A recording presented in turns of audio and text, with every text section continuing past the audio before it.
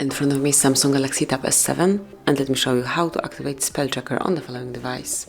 So first of all, just open list of all apps, go to the settings, then locate and open general management, and go to language and input.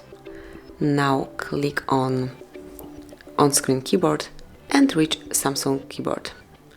And right here you have to select Smart Typing.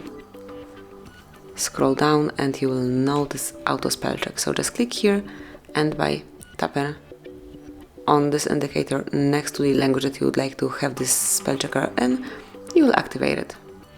Just like this. So this is it. This is how you can activate spell check in your device. Now it will be on in English. Thank you for watching. Please subscribe our channel and leave the thumbs up.